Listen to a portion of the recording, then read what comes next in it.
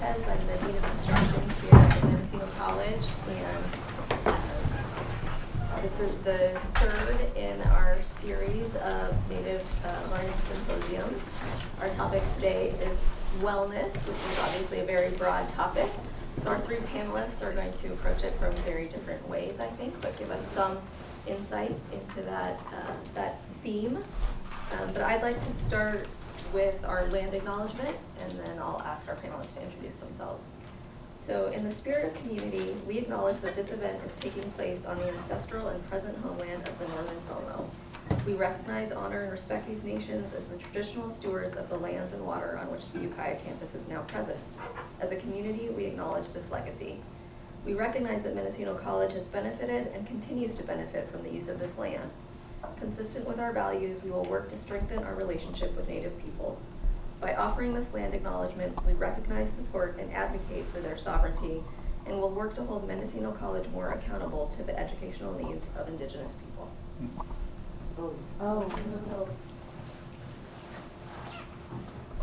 All right. My blood comes to Hekate, we hinke il, Yahake, Koi buck, Linton buck, Ke Kashaya buck, Yahake Ukiah Nimat, Katui Kashaya Timat, Mulashi Timat. And so what I said in my grandmother's language from Lower Lake, which is the Khoi people, is good afternoon, you all. My name is Ki'il, and I'm from, my bloodline comes from different places. Lower Lake, which is Lake County, that's the Khoi area, Khoi people. And then also my grandfather's side, which is the Kashaya reservation. That's where I grew up, I told you in my language. I did tell you that I was born right here in Ukiah back in 1964. I didn't say that, but in 1964 I was born here in Ukiah, and I was raised in Santa Rosa in Kashaya. So I grew up up there on the mountain of Kashaya, which was a blessing. Didn't have a whole lot. Didn't know that I didn't have a whole lot. But I was a millionaire from 5 years old, and didn't know it. Didn't know what that meant. But I'll share that in a little bit. Did you want to introduce yourselves, or do you want me to go? Just go ahead. I have to consult with my elder because he's older than me. So I was excited. Thank you all for having us here and inviting me. And I say us. I was talking to my relative. When I travel, I say us and we because I travel with my ancestors. I travel always with my wife. We have our tattoos, and wherever I go, I was coming up the road and I had no idea where this building was. And I'm, hitting the pedal and coming up the road, and there's a call coming in, and it's my wife. Of course, after 10 years of marriage, I know I gotta answer that. So I did, put it on speaker, and I said, hello, and she says, I just wanna say, have a great talk, that I love you, and I want you to say everything that you need to say from your heart. And when she says that and does that, it makes me feel whole, and it makes me feel good at that moment. And I know my purpose. And so I parked way down at the end. Oops. Yeah. And I looked and I saw 900 and something over here, 400 building, and I was like, I'm not at the right spot. And this wonderful lady said, what are you looking for? Because you look lost. And I said, I'm looking for the class. And she goes, oh, that's way down this end. She directed me. I got in my car. I made it. I was 15 minutes early. And that, if you know me, that's a blessing in itself. I'm usually the one that's running behind that's going to get here at the end. But so I wanted to share with you a little bit about, the topic is wellness. And as I went through the whole series, my wellness and our wellness, where I'm from and what we talk about, I represent the Kanokatai Native Wellness group out of Lake County, Mendocino County, and Sonoma County. And we do a lot of work with the community. We share, the culture that's already established. We get to share that outside of our ceremonial houses. I was doing the math the other day, and there's some of my family members that dance once a year down in Santa Rosa area and have been doing that for 27 years. So they've got like 27 dances in out of 30 years. That's 201 thousandths of the year. That's a small fraction of their wellness. And we consider culture as our wellness. Everything we do. And as you know, all the disparities and everything that's happened the last 200 years, a lot of our culture has been taken away. A lot of our language has been taken away. Congratulations on the language, teaching the language and learning the language. That is a vital part of our connection to our place where we're from. You know, when I introduced myself in my grandmother's language, I said Khoibuk, Khoibuk. But I also said Kashayabuk.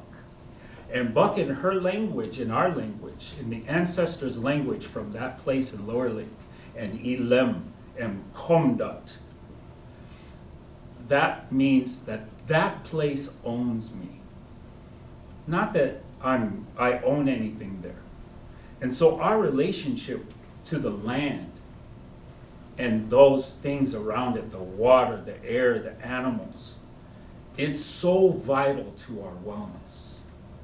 Everything that surrounds us was a part of us, and we were a part of it. And so now how do we, in this modern day, overcome that when a lot of our kids don't even know what that means? They're being influenced by the internet.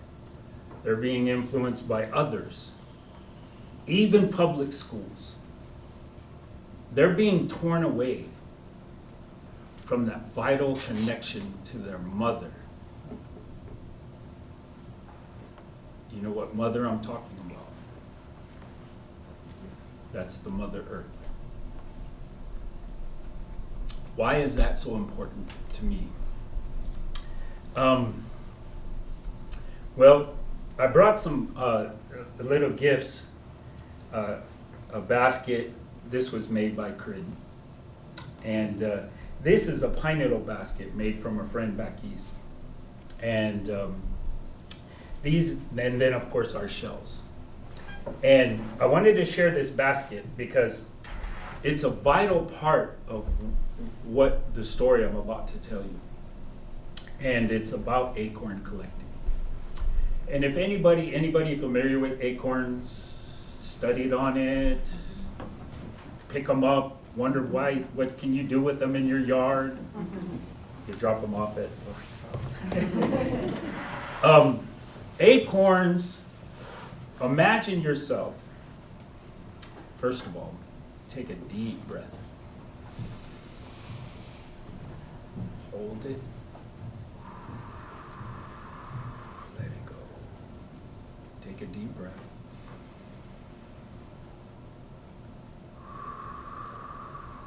Let it go. Okay.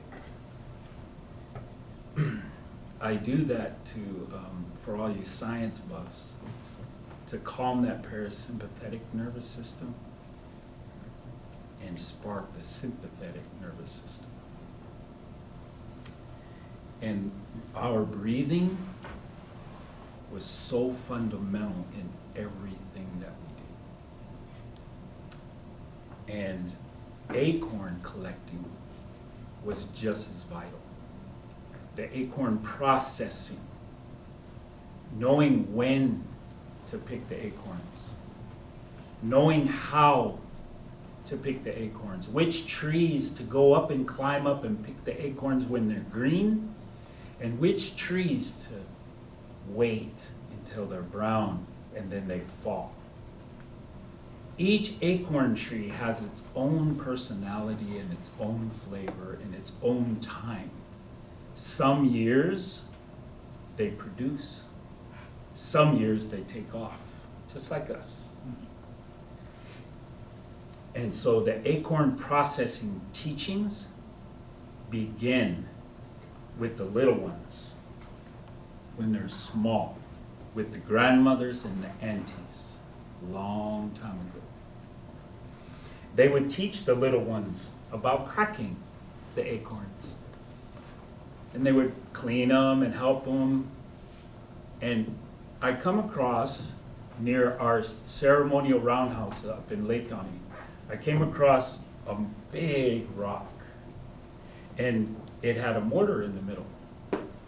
And on the edges of that mortar, the big mortar, were smaller mortars.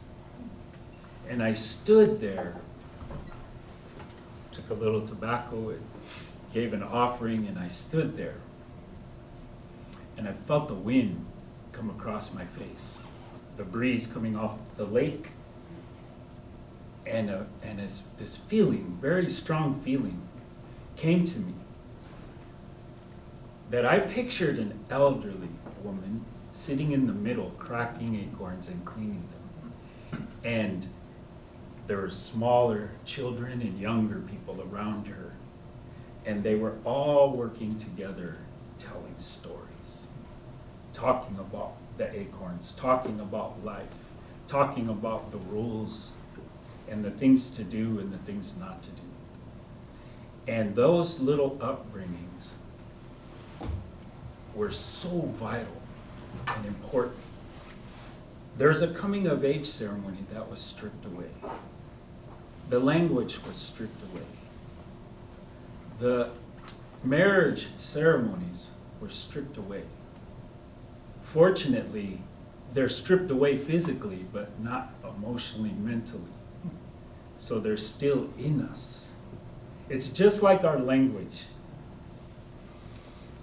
Our language is so beautiful because the more culture you know, the more you want to learn your language. And then the more language you learn, the more culture you know. It's so beautiful, the connection between the ancestors and how they thought and the things that were important to them and the things that weren't.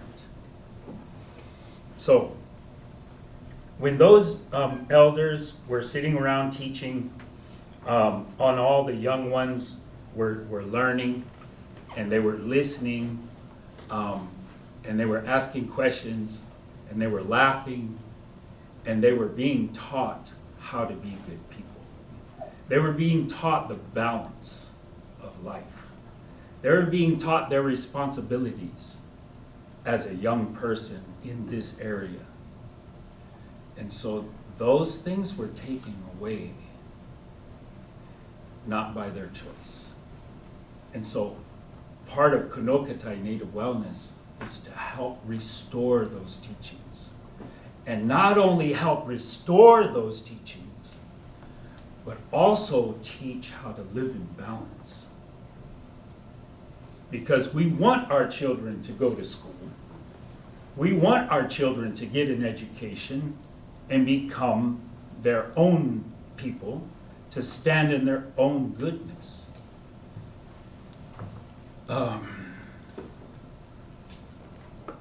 I mentioned when I grew up in Kashaya how lucky I was and how I was a millionaire.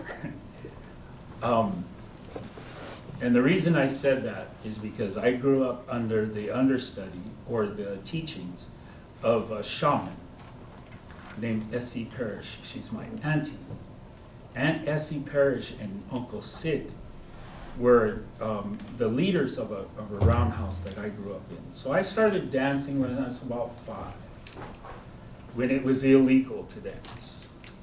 It was actually illegal for me at 5 years old. I could have been thrown into the slammer at 5 years old. Until 1979, it was illegal. I think the Freedom of Religion Act in 1978 or 1979, it was established, and then it became okay. So we've made leaps and bounds since then. and we're on a great road. But the things that were taught to me when I was 5 till about 13 were so invaluable. They're so precious. You can't go and buy the teachings that were taught to me. One of the teachings that was taught to me, and I'm not saying I learned it off the bat and I practiced it for the rest of my life, but one of the teachings is that when you are a cultural person, or when you are a dancer, or when you're a singer, or whatever your gift was at that point when you were young, you're to abstain from alcohol and drugs. You are not to practice using alcohol and drugs. And if you did, that you would put away the cultural aspect of as far as the practitioner of your dancing and singing. You would not sing, you would not dance. You can go to the ceremonies. You can even participate as far as on the sidelines or involved in it, but you could not do your gift. That was taught to me at a young age. So, without all those teachings that I had, that I really needed in that time, I ventured off and I tried to be white. I tried to be black. I tried to be anything else but what was instilled in me and I knew was in my heart. I must say I honor my mother, who is European American. My mother was born and raised in Sonoma County, and she grew up with Indians and natives her whole life. And she was an advocate for me learning my culture. She made it available, she drove me, she allowed me to be with my family, and I love my mom for that. Because that really instilled that necessity that I needed at the time to know where I belong.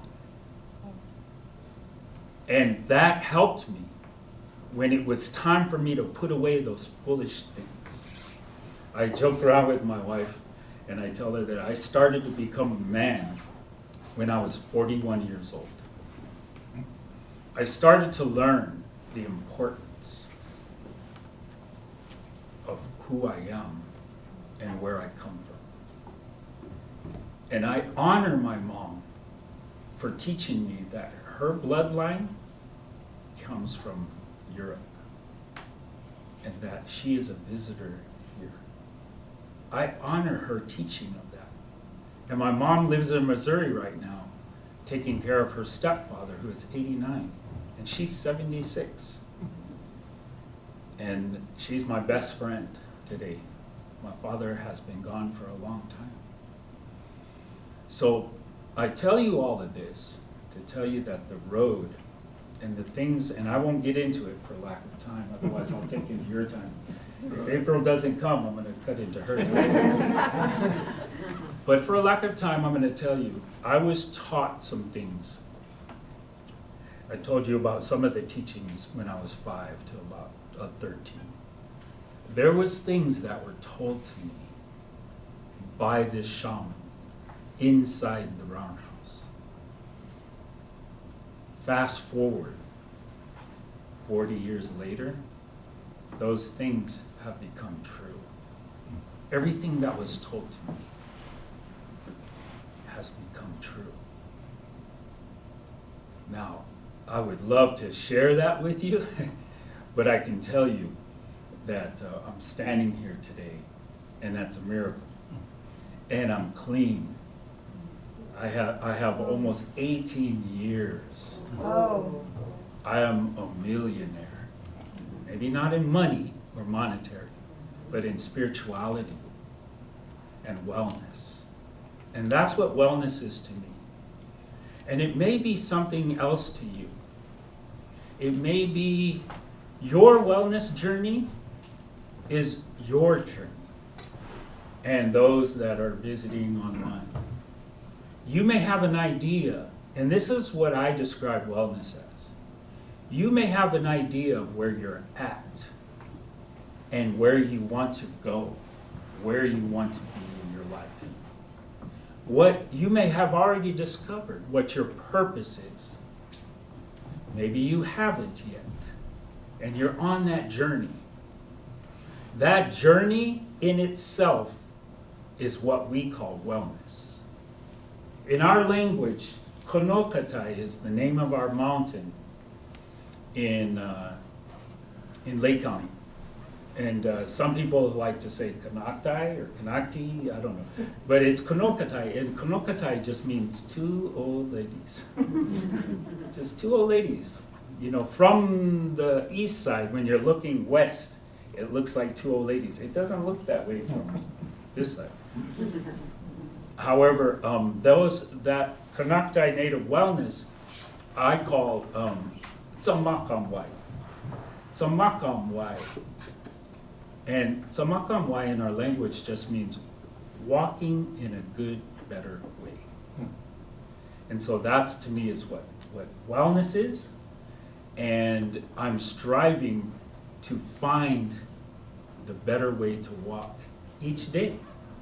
So learning about acorns, and I wanted to tell the whole story, but I won't.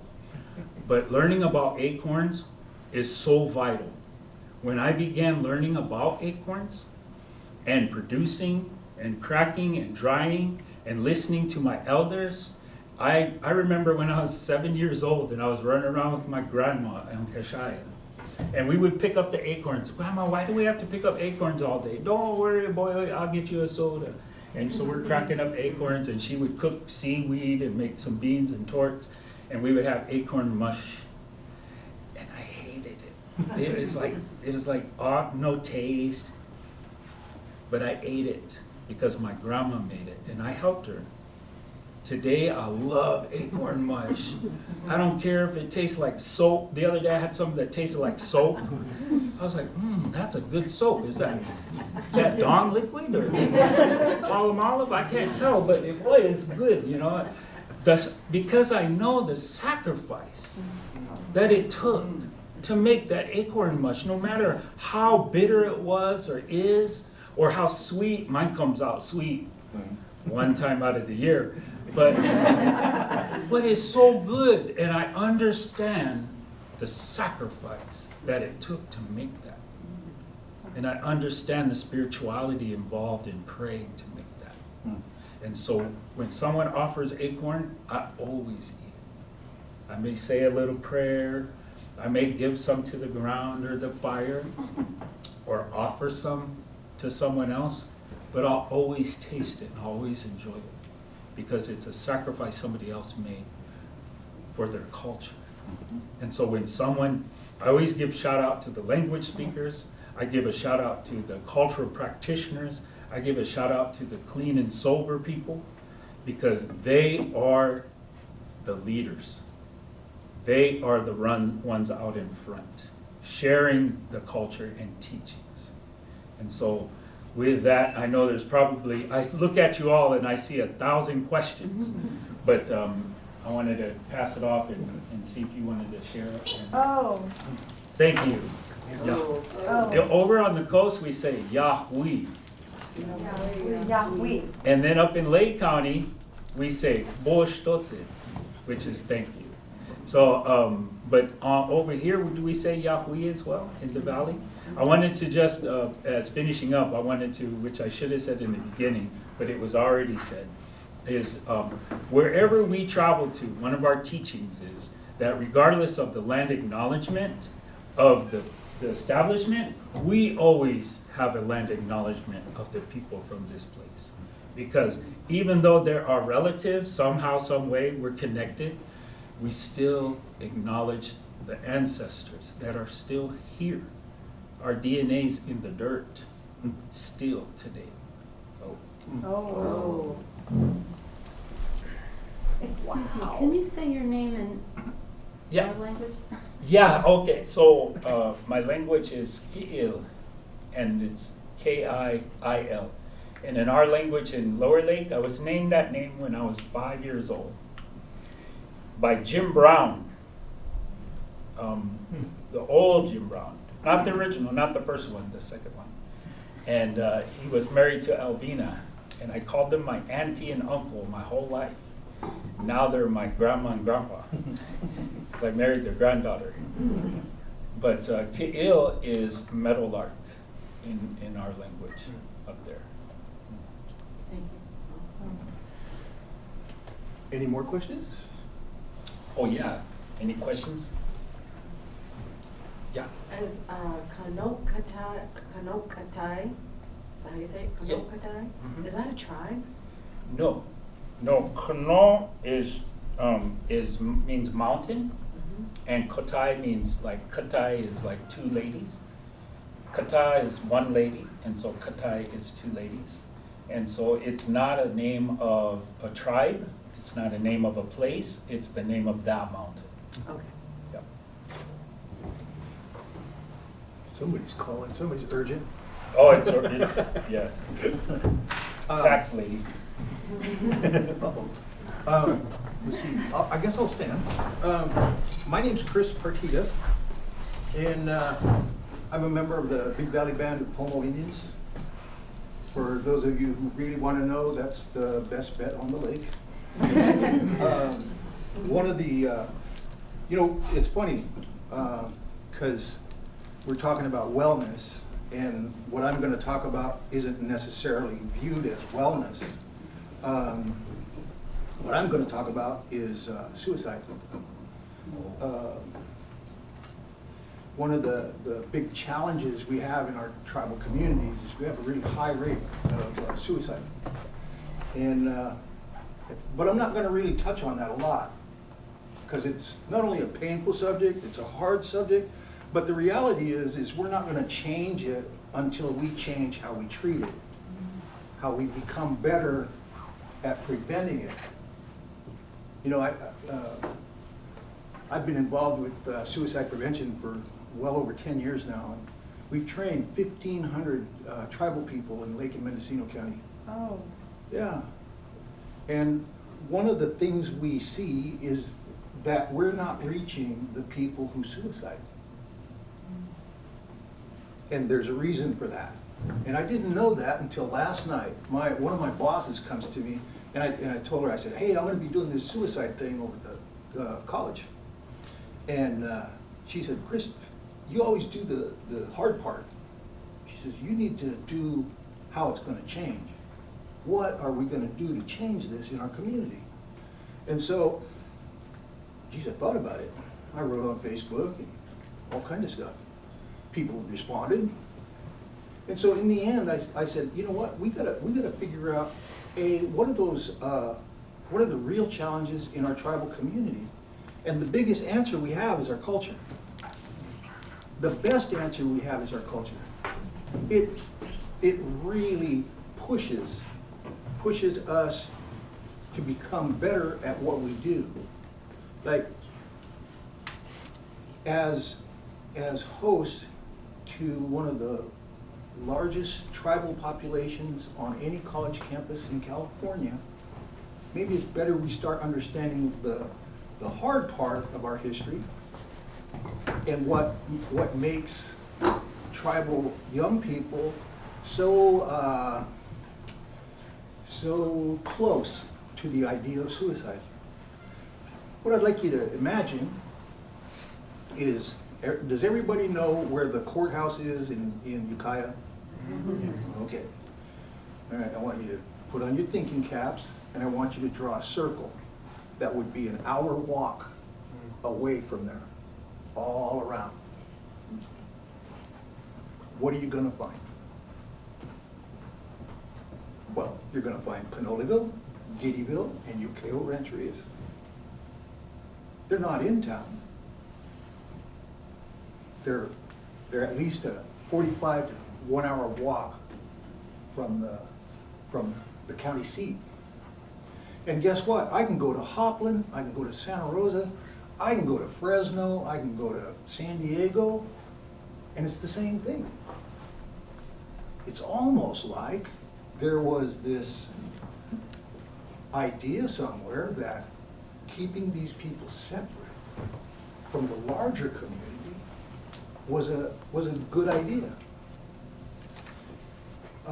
When what is it, the Guantanamo Bay, and there's the Abu Ghraib prison in Iran. The what do you call them? The World Health Organization came out with a long-term study about what happens with these prisoners. And they found, and this is the World Health Organization, not Indian Health Service or anybody else, but the World Health Organization said, when you socially isolate and when you physically isolate people, that's a form of torture. What did I just describe before I talked about the prisons? And that's not, like Abu Ghraib was only a 5-year test. We've been separated physically and socially well over 120, 150 years. We've been tortured. When we think about, when Anthony talked about the idea of being able to dance, it's funny because, you know, I grew up dancing in the streets and dancing everywhere. I didn't know until 1978 that it was against the law for me to go to a roundhouse. That's where we dance. I think it's really important for people to understand that concept because it's not like it was 150 years ago. That you couldn't dance. You couldn't sing. Isn't that crazy? That's just crazy. If a federal officer saw an American Indian singing in his language, he could go to prison. Dance, music. What else is there? When we think about these things that we've been essentially taken away, the challenge becomes, how do you build that back up? Language, history, understanding these things. And the reason the reason I talk about this in the way that I do is because I think it's important for people to understand about that isolation, about all the isolated factors that tribal kids are exposed to. You guys teach in our highest at-risk population for suicide, 16 to 24. If you see an American Indian young man in that age group, he is one of the highest at-risk populations in the United States. There's only one population that has a higher risk, and that's a white male over 55. And that's all I want to do about statistics. But it's important for you to understand how big a deal this is, because that's specifically what population comes here, and that's who you see on a daily basis. Now, when we talk about isolation, we also have to think about that social aspect of isolation. The kids you see that come here are really the cream of the crop. Any kid that goes to college, any college, whether it's university, whatever, those are the cream of the crop. Those are the best we can do. And so, but what I want you to kind of understand is that tribal kids, a lot, have a hard time just finishing high school. When we look at the statistics for Ukiah Unified School District, in the last year was a high year. 70% of the graduating class, or 70% of American Indian kids who started high school as freshmen completed this year. And that's a high number, excuse me.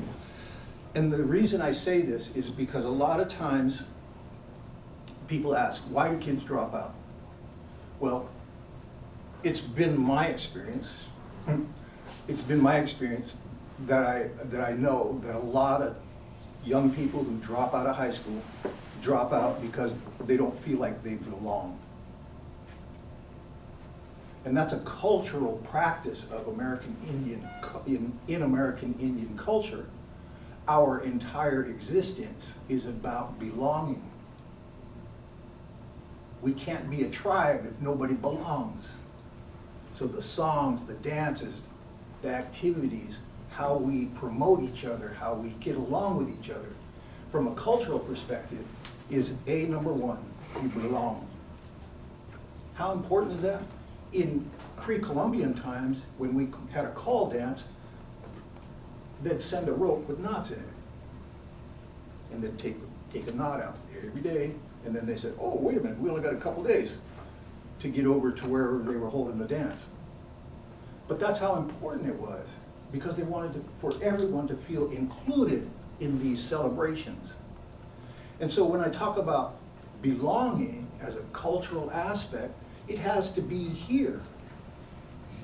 You don't have the largest population of American Indian students at a community college. You hear me that like 100 times, right? But it's true, that's how important it is. If they didn't feel like they belonged here already, they wouldn't come.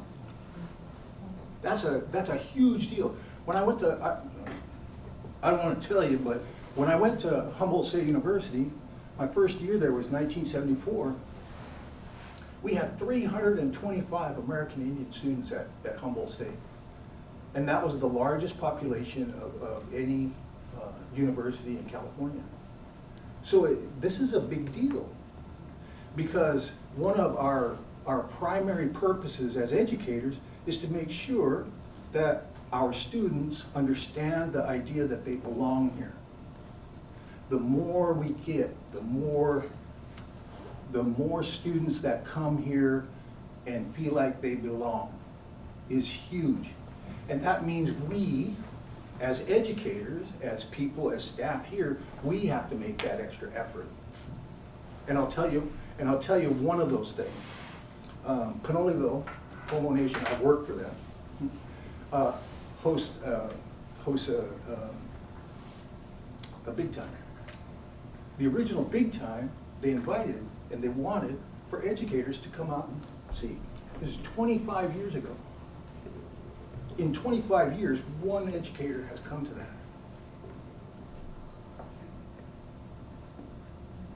Isn't that crazy?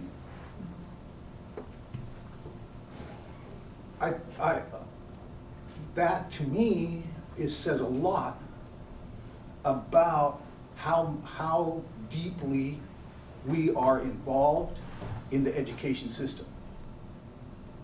That even with an invitation, teachers aren't willing to come into our community to say hello. That's hard for you to hear. That's harder for me to say. Because I come here in places like this all the time.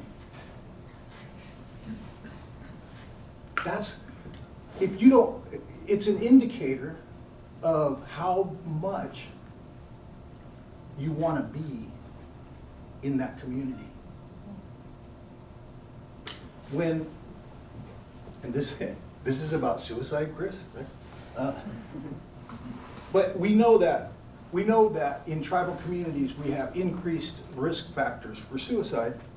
There's a lot more people who are exposed to suicidal behaviors, which is huge when we talk about. I spent the last 6 years of my career as a crisis worker. I did the 5150s in the hospitals and jails. And no one in 6 years ever was sitting with somebody when they attempted suicide. That's a very isolated act. It's a very isolated act. That's a big lesson for me. That tells me that maybe we shouldn't be leaving our kids alone all the time, which because of the COVID thing, remember, nobody could come to school, nobody could interact, nobody could talk, that kind of thing. What's the result? We know that during COVID there was an increase in suicide. Well, guess what? There was an increase in the suicide in American Indian communities as well. And so one of the things I want you to understand, we know that isolation is a huge factor. But guess what? What are protective factors? We know that one of the biggest indicators around suicide is seeing a medical provider. It's huge. In fact, it's so huge that the Indian Health Service made it mandatory that if you go to an Indian Health clinic anywhere in the United States, that doctor or PA or FNP is going to ask you, are you thinking about suicide? That's how imperative it is. In fact, they base a lot of their funding on whether that question gets asked or not. That's how important it is for tribal communities to wrap around the healing efforts around suicide. The other side is the access to mental health care. There's a stigma, not just in tribal populations, but in the general community population as well. We know this. We know that people think bad thoughts when you tell them, oh yeah, I'm seeing a therapist. Isn't that crazy? Attorneys see therapists. Therapists see therapists. So these are things just in terms of how we build resistance to suicide in our communities that we have to do in tribal communities. And guess what? You guys get access to the next generation of change, to the next generation of people who can go back into our communities with knowledge, skills, and tools about how to live a happy and fulfilled life. I say that a lot now, happy and fulfilled life, because everybody has these targets, these social targets that they want people to achieve. Oh, you gotta have a college diploma. Oh, you gotta do this. Oh, you gotta be certified, licensed. No, you gotta be happy and you gotta be fulfilled. People love to learn. Nobody I've ever met in my life hated learning. It's how they get there. When we talk about prevention, nobody talks about sleep. It's imperative and very important that you get enough sleep. But our children aren't being told that. And in fact, our internet and different social media, they inspire you to stay up later. How many people in here have done the, what do they call that, where you watch one series? Binge, yes. Tell me who hasn't binged in here, right? Well, our kids are doing that too. And when we know that managing stress is a huge factor in suicide prevention, but guess what? Our kids aren't learning that. They aren't being told that you need to manage your stress, understand what stress is. I was in the ED 2 weeks ago. 2 weeks ago, because I thought I had managed my stress. Well, I woke up one morning, thought my heart was going to come out of my chest. And the doctor said, hey, ain't nothing wrong with you, you just got too much stress. Geez, I almost killed myself because of stress. So we got to learn how to do that. I got to learn how to do that. So I know others in the community have to learn how to do that. When they say the biggest factor of addressing depression and anxiety, two of the biggest things that bring people to suicide, is anxiety and depression. What that is exercise. Our community does not know this. I think most communities do not know this. You can treat depression simply by exercising. There's nothing better for it. When you take a kid on a walk, you're teaching them how to manage, to exercise. It's an incredible insight that every student, and in particular American Indian students, because remember, they're the ones in the highest at-risk category for suicide. So it's really important that they know this. Hey, if we exercise, we feel better, not only about ourselves, but where we're at, what we're doing, all kinds of good comes out of this. And we need to educate all students, not just American Indian students, but all students about depression, about social connection. It's so important for our young people to understand that it's not just about music and it's not just about dance, but it's actually about developing positive relationships in their life. When we develop friendships, that is one of the biggest alternatives to isolation. When we have activities, broad activities that bring people together in, like, I know, like with our roundhouse dances, it brings everybody that's gonna be together, we come together. You know, and guess what? Those roundhouse dances, they're open to anybody. All you gotta do is show up. Oh, some of them got rules, you know, the guy can't come in with cutoffs, or a woman gotta have a dress on, or something. But they got rules, yeah. And the reason they have rules is just like anywhere else. Is to show respect and be respectable. So I say these things because the isolative factors that continue in this community are things that make our young people not feel like they belong anywhere. It pushes our young people into gang activities, drug dealing, drug taking, all kinds of things that push our young people towards suicide. Some of the good things that we know. You know, 1924, we became actual US citizens. Before 1924, a California Indian couldn't buy land. They couldn't vote. And until 1932, Indian children couldn't go to school here. In fact, the lunch program that are in every school district in California is because of starving American Indian children in the Depression that were put in public school. That was part of the response of not putting every Indian kid into a boarding school.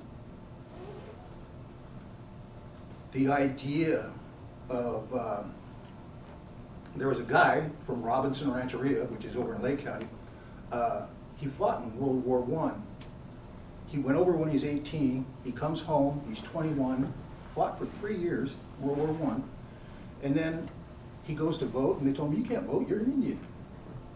This is in Lake County. This isn't in New York or Texas, or this is in Lake County. So he got mad. And I'm blanking on his name. It's hell to get old. But yeah, Ivan Anderson took the United States. Ethan? Ethan. Is it Ethan or Ivan? I'm gonna defer to Anyway, this little Pomo guy took the US government and won the right to vote. But at the same time, what happened was California Indians got to buy land. Up until then, we couldn't do that. In fact, there's 2 rancherias in Lake County that were bought by Cherokee Indian guys because women couldn't buy land, period. Anyway, the other thing is, one of the most powerful moves in California Indian history is called the Hardwick decision, Hardwick versus the US. And these are things that are big for us. Prior to 1985, if I wanted to work, I really needed to know a couple things. I needed to know how to pick, and I needed to know how to prune. Prune, excuse me. Pick grapes, pears, apples, what else? Walnuts. Walnuts. Oh, yeah. You know, the black knees, right? And what happened in 1985, the Hardwick decision made it possible for California tribes to regain federal recognition. That's a big deal. One of the side effects of that, oh, the woman is Tilly Hardwick. That's my aunt. Tilly Hardwick was the one who, she created an organization called the California Indian Legal Services in the late 60s, early 70s. And part of the impetus to do this was that the United States government had agreed to do things for the tribal people in California, and they didn't. They didn't do these things that they said they were going to do, provide water, sewer, things like that to tribal housing. So she went to the Supreme Court, and the Supreme Court says, yeah, you guys have a contract here you never fulfilled, so you got to go backwards. And as a result of that, a little thing you might kind of see now and then is called gaming. Well, there's a double-edged sword to gaming. On the one hand, there's a lot of addiction and drug and all kinds of issues. But on the other hand, we're now going into generation 2 of young people, unlike me, who have seen their parents go to work every day. That's a huge social change, not just for Native American people, but other people in this community. It's huge. Prior to, like I said, prior to 1985, that's what I knew. I knew how to prune pears. What's his name? Alex Thomas asked us to prune for him because we were good at it. You know who Alex Thomas is? He's Thomas Plaza. Yeah, that's how good we were. He asked us. But that's what you needed to do. You needed to have a reputation to have these little jobs. And you had to have a bunch of little jobs to make it. Indians had worked from about April to October. The rest of the time, there was no such thing as unemployment because you had to have a job, a single job, for a long time before you qualified for unemployment.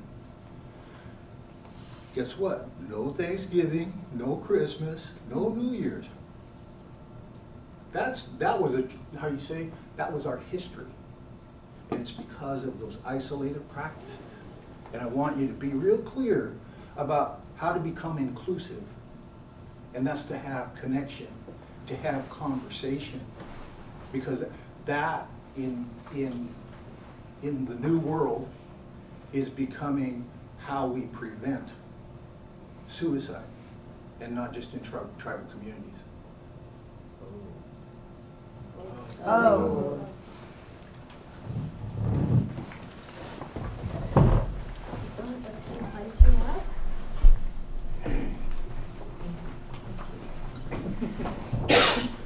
Can I comment from Chris? Thank you, Chris, for mentioning all that stuff, especially about suicide and things to look for, and the statistics you gave about especially Native boys, and just being a high school teacher, it just makes me think about my students, and my heart hurts. But I also want to say that we have a new principal at Ukiah High School, Dr. Alvarez, Principal Alvarez. She's from the Southern California area, and she's implemented Wellness Wednesdays. Wellness Wednesdays include mental health and self-care, and it's awesome. It goes right along with my class, Northern Pomo Language and Culture, and so all teachers are challenged to talk about mental health and get the stigma out of that, because people kind of associate that with depression and drug addiction, maybe alcohol addiction, being on pills, and being crazy. But it's not just about that. It's about your physical, emotional, and spiritual well-being and health too. And so she doesn't make us do it, but I'm totally on board with it. Wellness Wednesdays at the high school and self-care. And we also did the mindful breathing, mindful awareness, and mindful appreciation exercise today. I like to send my kids off with that around. So it's a lot of work, but I think planting those seeds is worth it with the young people. So, Ooh, thank you. So April, if you'd like to introduce yourself, and we'll take questions at the end for all three panelists. Okay. Well, yeah, good afternoon, everyone. Good to see some familiar faces and relatives here. My name is April McGill. I'm an enrolled member of Round Valley Indian Tribes, just north of here. My grandmother was Adeline Fullwater Yuki, and my grandfather was Thomas Hoagland, Wailaki. So I'm Yuki, Little Lake, Wailaki, and then on my father's side, I'm Mutual Wabo. I grew up in Sonoma County most of my life, and then the other half I grew up in San Francisco. So I always say that I was born and yet raised in San Francisco. So I work for the California Consortium for Urban Indian Health. A lot of the work that I do is really focused on health disparities within our Indian communities, our tribal people who are coming into urban communities such as San Francisco, Oakland, and the Bay Area. The Bay Area has one of the largest populations of American Indian people. A lot of that is due to relocation. And so we have generations of families who come from different tribes throughout Indian country. And we have a lot of California Native people who come into San Francisco for opportunities such as education, jobs, and also recovery. So we have one of the largest recovery centers there in San Francisco, the Friendship House, which is in 50 years, but it's an 80-bed facility for men and women. So our organization works with 10 of the urban Indian health clinics throughout California. California has one of the largest populations of American Indians, and like I said, urban Indians living in cities like San Francisco. So we provide a lot of technical support and education around public health. I wanted to share a little bit about some of the work that we've been tasked to do, which is around missing and murdered Indigenous people. This work that we've been doing is called the Red Women Rising Project. And I want to just kind of go back to a question that we often get is like, why is this happening to our Native people? Why are our women going missing? Why are they being murdered? And we have to go back and think about the genocide that's happened to California Indian people here. California, I'm not sure what everyone covered. I heard a lot of great history, and I think that one of the things we have to, acknowledge is that when settlers came to California, they already had it mapped out of how they were going to kill off our people and steal our land, and not only steal our land, but steal our children, steal our women, and murder our people. One of the things I heard recently too, we were talking about this, actually, I think it was yesterday, now that I think about it, is that we talk about California Indian people and what saved our people, and it was our women. Our women are the ones that saved us, because our men were being murdered, they were being killed off. And a lot of our men were those traditional people that carried the language, that carried the songs, that, they were the providers, they were the warriors, and the hunters, and we were the gatherers. And I think that, we women are known to be strong in our communities and our families, but for California Indian tribes, our women we're the matriarchs, and we're also leaders in our communities. We're singers, and we're healers, we're dreamers. And so when you have an epidemic like MMIP happening, then it affects our communities in a way that is affecting the next generation, because you're killing off those dreamers, those healers, those medicine people, those mothers. And so when we think about what's happened in California with the genocide of our women and why it's happening because we're still not, we still haven't taken care of acknowledging that we still are facing, we still have a lot of people who are landless natives. a lot of our Native people are homeless. We have over 46 unfederally recognized tribes, and we have about 110 federally recognized tribes. So when you think about that, I also had another person say, I won't mention names because of the work that I do, but you know, folks that work for the governor's office, I've said, you know, why are our people not federally recognized? Why do we have people fighting for recognition? And they say, well, if we have to recognize one, we have to recognize them all. And yeah, but that's the mentality, you know, that's the mentality that, you know, folks like, you know, and I'm not trying to be political, but like Dianne Feinstein or folks that are able to make these decisions or support California tribes, you know, and that's why we have these epidemics. I heard about the suicide right now, and suicide is one of the epidemics that's happening.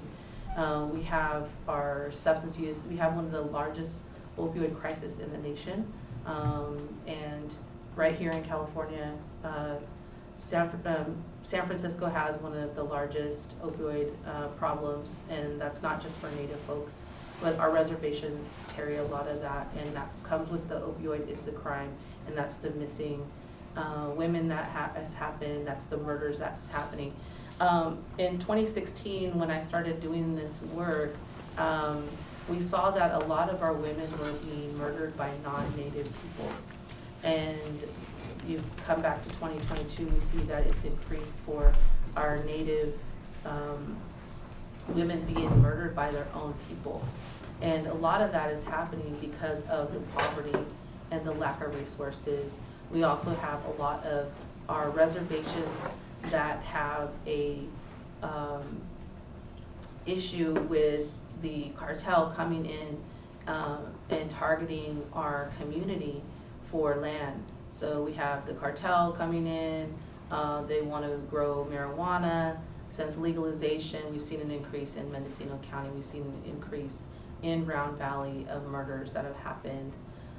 We've seen that up on the coast. Within, I'd say, the last 5 years that I've been doing this work, there's been, I'll say their names, Jessica Alba from San Francisco, who was murdered, Nicole Smith from Point Arena, Khadijah Britton from Round Valley, and Natasha Steele from Del Norte County, just to name a few of the people. And then Kavanaugh Miguel, my brother, was murdered. And all those people are related to me. Every single one of them is related to me. So this work that we do, it's very personal, and you can ask pretty much any Native person, they know somebody or is related to somebody that's gone missing or has been murdered. So the work that I've been doing is working with the governor's office and tribes to find ways to reduce you know, these murders and bring attention to what's happened in California. And it starts, like I said, with the genocide, is acknowledging the genocide that's happened to California Indian people due to the gold rush. This year we had passed, or excuse me, last year in 2022, we had passed AB 2022, which removes the S name from, and I'll say SQ name for some that don't know, from any parks and monument streets throughout California, because that is a derogatory term for women, and that contributes to what's happening with our women.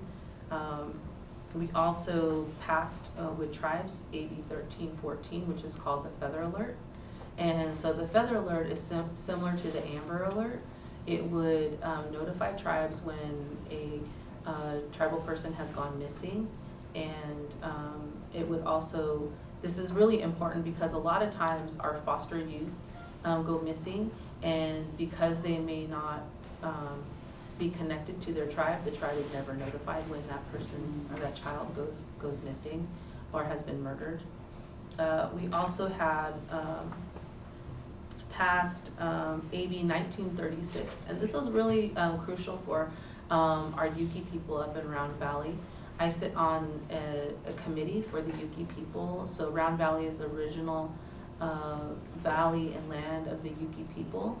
And so Hastings Law School, some of you may have heard of, Judge Hastings had, again, when we talk about our men in our community, he had sentenced the hanging of over 300 Yuki men, and to have a college in San Francisco named after a murder was something that the Yuki people really fought for to change.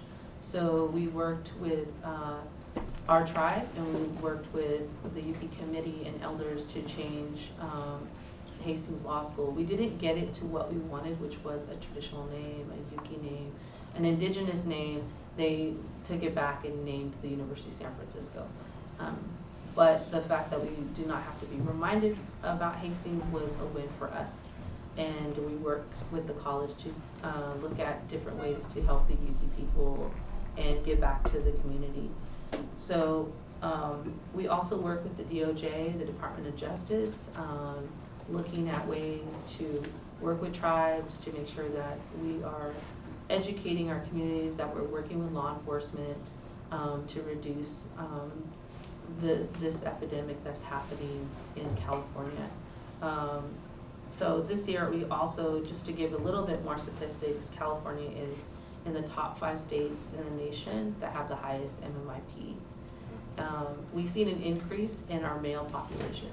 So before,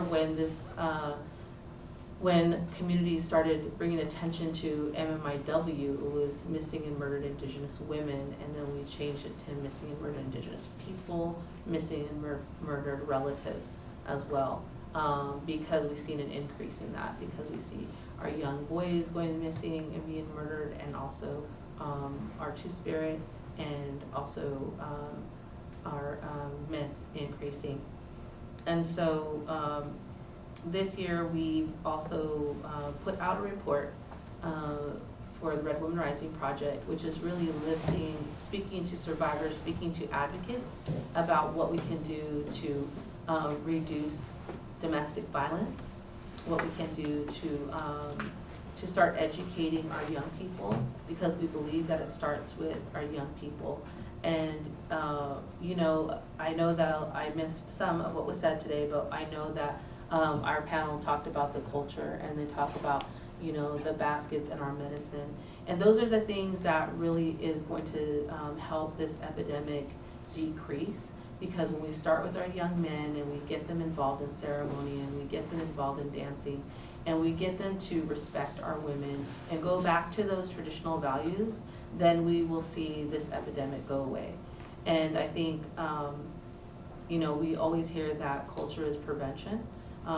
That's a term we hear a lot in public health and behavioral health. And it really is true, because we see that when our children are connected to the culture, and the families are connected to the culture, that we see a reduction in alcoholism and opioid use and incarceration as well. So those are some of the things I wanted to share. Also, San Francisco is one of the highest MMIP in the nation. They're one of the top 10 cities. And that's not including the relatives that are not identified as Indigenous as well. We have a lot of relatives that have gone missing through the foster system as well. And so we've been working with the governor's office to create change and pass laws that protect our foster youth as well. Assemblyman Ramos, he's the first California Indian assembly person, and he's from one of the tribes down south. I don't want to get it wrong, so I'm going to just say down south. But he's been working with tribes and communities and a lot of us advocates to make sure that these laws are passed for California protecting our tribes. So we've also seen an increase, again, going back to legalization of marijuana. We see that that has increased. Our young people going missing, it's increased. A lot of just poverty. It's increased the level of poverty for our people, and I think that one of the things that that we are going to continue to do is really just make sure that we build systems within our government that can work with tribes to reduce these numbers of missing and murdered Indigenous peoples. So, and I think we're out of time, so I just wanted to end there. So thank you all for allowing me this time, and appreciate being on this panel with you. So we do have time for questions, and since I'm standing up here, I'm going to give myself the first question. And this is for all of the panelists. So that's a lot to absorb from all of you. Thank you so much for sharing. But I guess my question would be, you know, many of us are faculty and staff members here at the college, and do you have any advice for us on how to support our students in their wellness journey, to make them feel included, to be you know, a positive force against all of these other forces that are creating, you know, these conditions? I think, this is me, I think it's about relationship. I think that the idea of developing relationships, in particular with tribal kids, is really important, because it not only takes away from the isolation, but it also helps them understand what relationship building is too, and how that benefits them. How having a good relationship with another adult or a teacher helps them.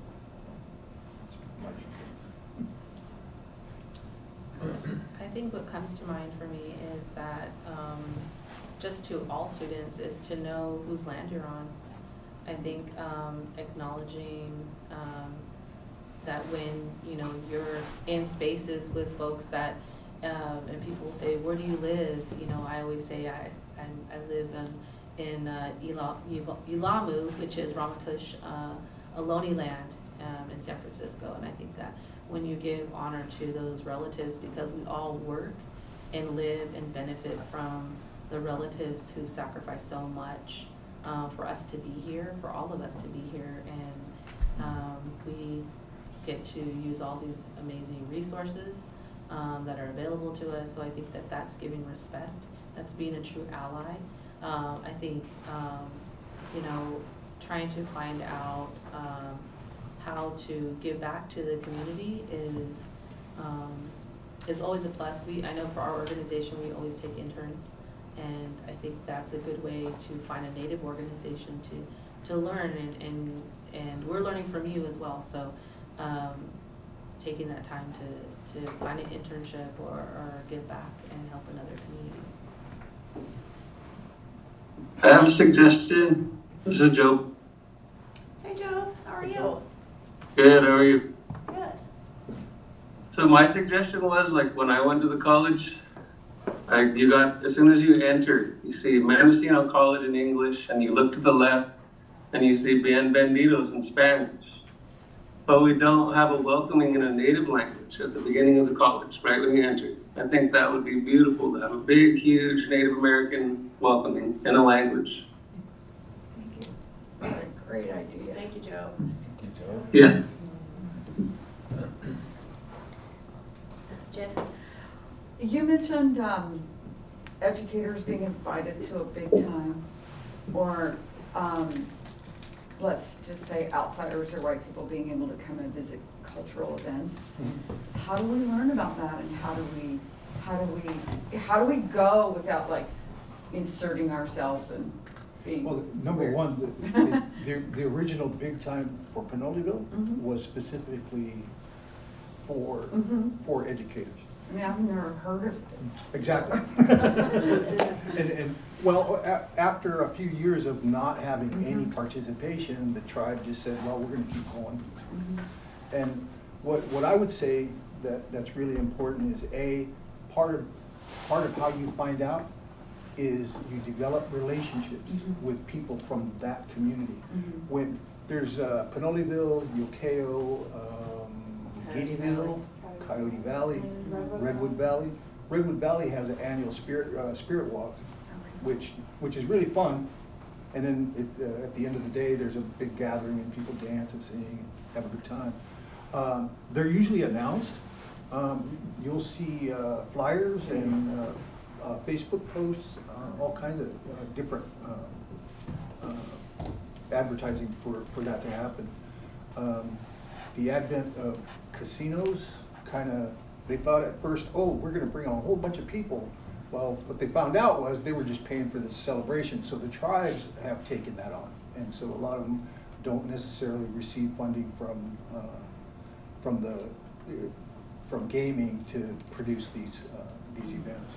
But the other one that I think is important, if you ever have the opportunity, there's only 5 roundhouses. In California? No, just in Lake and Mendocino County. And wait a minute, Lake, Mendocino, Colusa. There's 1, 2, 3, 4, 5, 6, 7, 7 that I know of in this area. There's 7 roundhouses. And they generally have 2 dances a year, the spring and then the fall. And they announce that. They'll tell people, hey, we're gonna have it on this day. And to get in that, you really have to have a relationship with a tribal member or some organization. And but each one has their own rules of attendance. Like sometimes when we shut the door, you ain't gonna go out, or they have but they'll explain that to you. And the reason I say that is probably like when you see the pomo dancers, those are like out in public, not in a roundhouse. They're kind of more non-traditional. I'm not saying they're anything bad about Ambassadors. that. Yeah, they're showing. But in the roundhouse, it's a much more ceremonial, much more spiritual practice.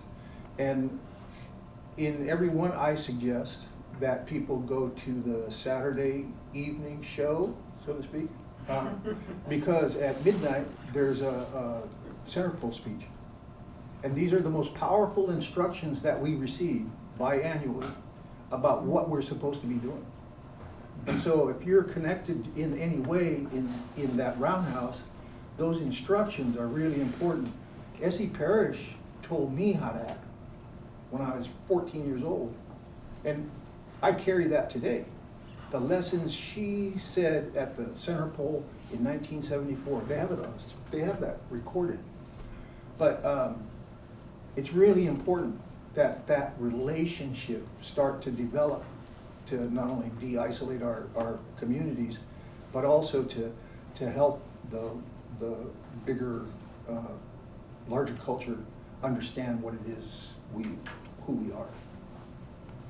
At the end of September, there's Indian Days, California Indian Day, and so a lot of the tribes have celebrations. Round Valley has they have a rodeo, they have baseball, carnival, there's tons of vendors, there's dancers. So if you look around that time, the Capitol has stuff happening. So you can look locally, and mostly all the tribes here have a celebration for California Indian Day. Yeah, and it's open to anyone to come. Yeah. Lawrence? My name is Lawrence. I just wanted to tag along with that. I just got back from the roundhouse at 3 a.m. last night in Mission, and the center's full speech is pretty awesome. Leslie Banta actually went with me to the roundhouse last year, which was pretty awesome. So tied into relationships, like every tribe locally will have one, like Coyote Valley had theirs, Pinoleville had theirs. Really getting the local ones. But if you really want to outreach, Scotts Valley is tomorrow. They'll be dancing from 10 till 6 probably. And then that's where I'm going for like an 11 o'clock dance. And then to Shingle Springs, which is outside of Sacramento, which is a really, really nice one. So, I mean, they're available to get to, and maybe just like relationship with people like in the Native Center, you know, because they're around, and some of us are really dedicated to dancing and being a part of that, you know. So that's all I got.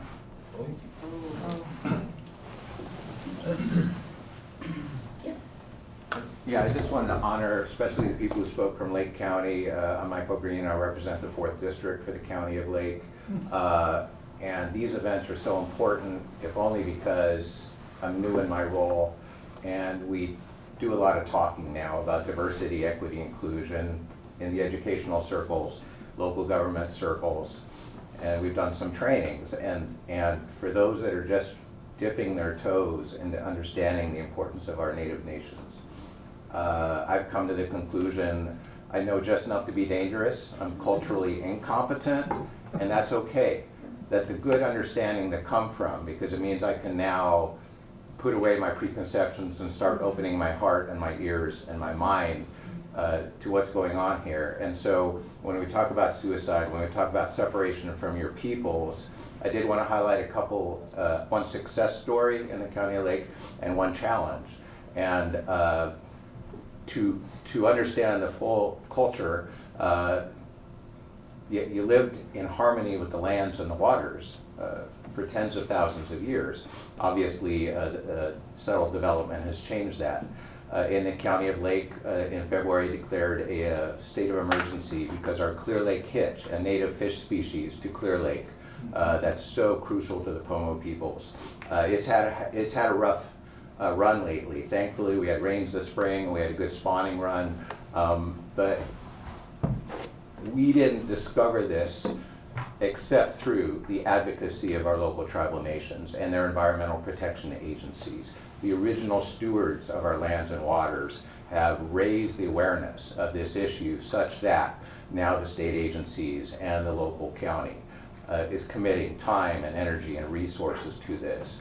And we're not out of the woods just because of one wet spring. But the amount of attention that's being focused on this one issue now because of tribal advocacy is so huge.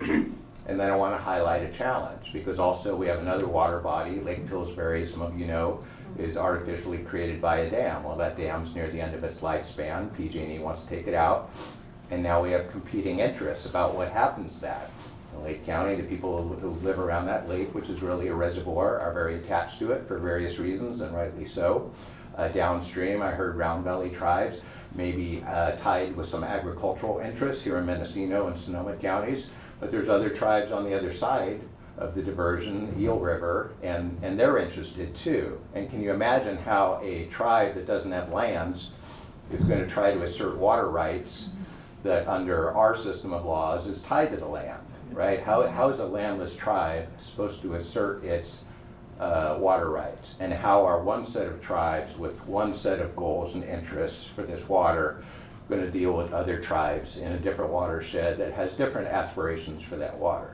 So I wanted to highlight the hope that is occurring in Lake County through the advocacy of our local tribes and through the hard work of our partners here, and also a challenge that's shaping up in there so that people can just start paying attention to that situation.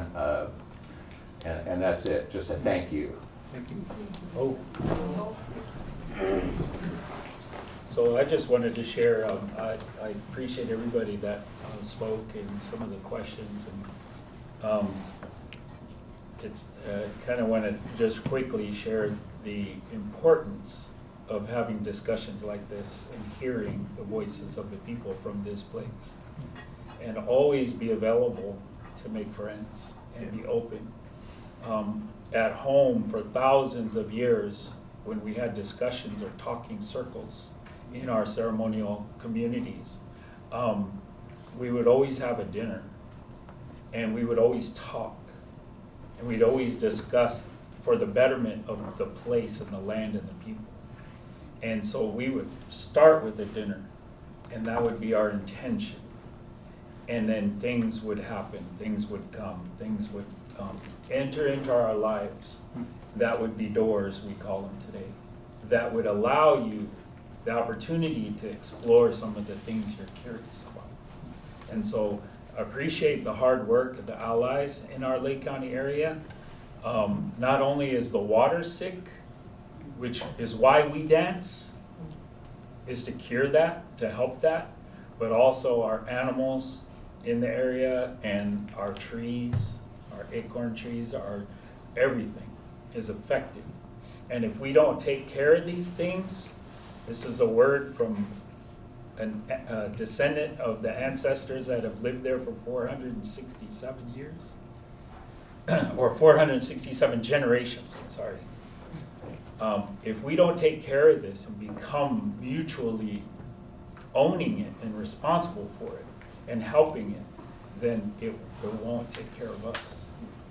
And there's stories of how the earth would take care of itself. And we're not included in that. So thank you for allowing us to be here on behalf.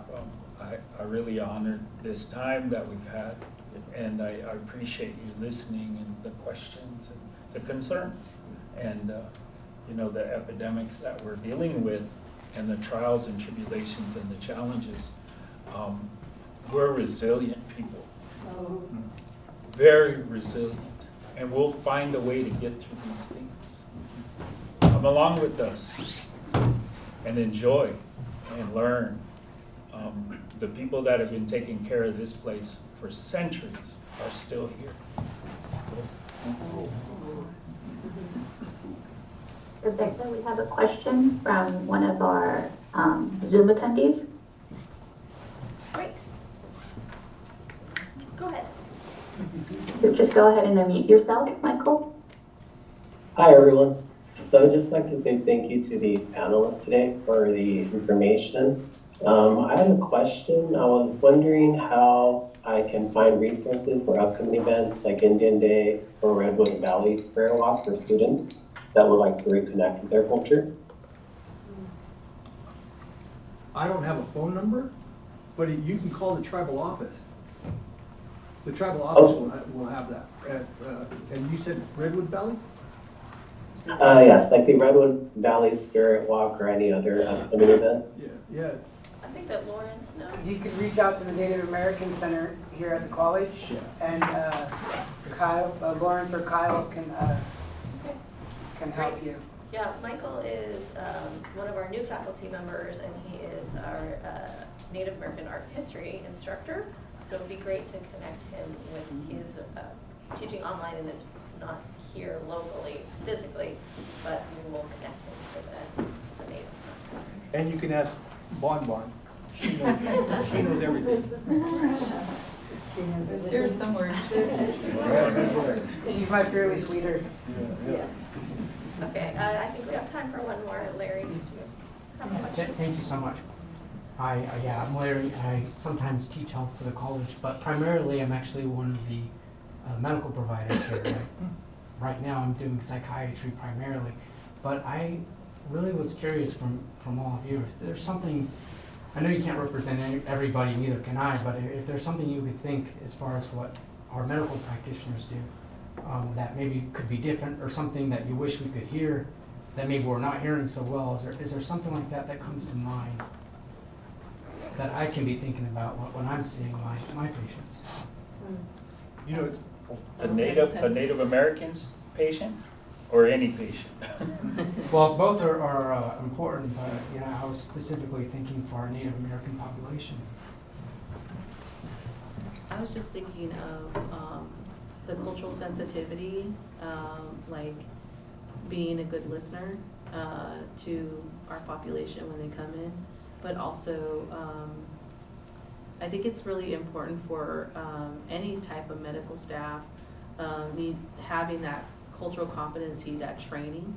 One thing I find with domestic violence, a lot of times our clients will not, our Native population will not tell a clinical person, whether or not a doctor, anyone, if they are experiencing domestic violence because they're afraid of their children being taken away. Mm-hmm. So those are some of the things that we try to provide to our clinical staff, which is those types of trainings around cultural sensitivity. Also, making sure that we talked about stigma. There's lots of stigmas around Native people, and making sure that Folks are being culturally sensitive and aware of those stigmas. But I think it's just being a good listener, you know, and coming with good intention. What I would add to that is the history of the medical profession in tribal communities. It's not, it has not been good for a long time. And one of the challenges I think is the stigma attached to medical care itself. We don't go until we have to. And me, I'm old guy, but I know that really hasn't changed a lot. I think the challenge for medical care in general, particularly in tribal communities, is the rotation out of professional services, doctors, psychiatrists, what do they call them, the mental health people. You know, they're always moving, they're always gone. Yeah. You make an appointment, you come 3 times, oh, I'm moving to Seattle, or, you know. Yeah, no, that's for real, you know. Yeah, How do you absolutely. develop a relationship when that person and every person you've gone to is gone? So that's a cultural thing, a huge thing that a lot of times we don't understand. You know, what, here, you know, oh, they really care? Well, they're gone. And I'm not saying I know that is a particular issue, not just in tribal communities, but overall, you know, where we see systems, you know, the only way up is to move, you know, and that shouldn't be. To develop long-term relationships is really important, especially when we're talking about medical care, mental health care, the kinds of things that really can help people move forward. And very quickly, getting intimate with the community and becoming an ally, a true friend, is the first step to building a relationship with the community. And gaining their confidence and trust means to step on their territory. And so I say that as a person that works in the ceremonial roundhouse. I'm actually one of the captains at 11, and we built that house. It's a subterranean house, and we built it with our own hands. And I was honored to escort Governor Brown down the chute. It's kind of a hill, like you have to go down. The old guys, you gotta help you. Yeah. And Governor Brown and his wife came down and stayed for a little while, had dinner with us, as well as Supervisor Steele from Lake County also came to our roundhouse a few years, about 6 or 7 years back. But I remember those people because the governor of California came to our roundhouse, and that means a lot. And so we trust him because he came and he trusted us. When you trust us first, we're going to extend that. When you come to my house, I'm going to give you water and feed you. And when I go to your house, I expect the same. Now, whether you give it to me or not, I'm not going to get hurt. But just to know that relationship. When I go to Buffy's house, we're going to trade. I brought beads just in case she had something to trade. But that's who we are. That's who we are. We always give. We always receive. It's reciprocal. When we see something on the side of the road, a bird or an animal, we take that. We always pay for that in our heart, our mind, and even with tobacco. That's why when I put that out there, I'm saying that's what we do. We give and we take, and it starts personally at their place, at our place. You know, I thought I'd share that. That costs you nothing, but it could mean so much. That was enlightening.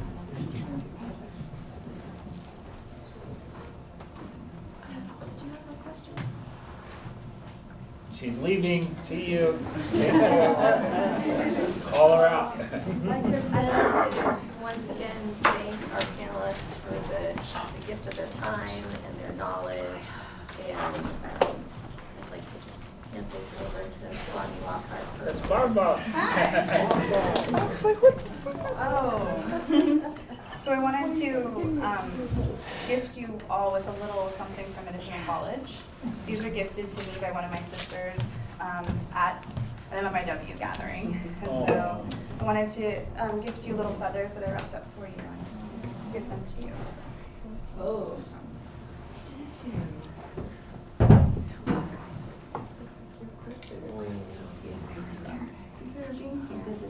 I'm going to see you too.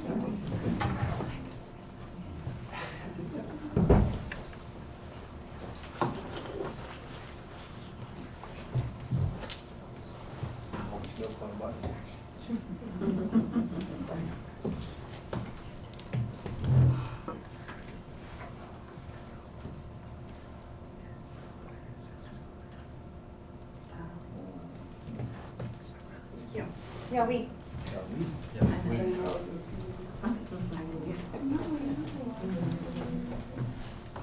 you all so much, and I hope that you'll join us again in 3 weeks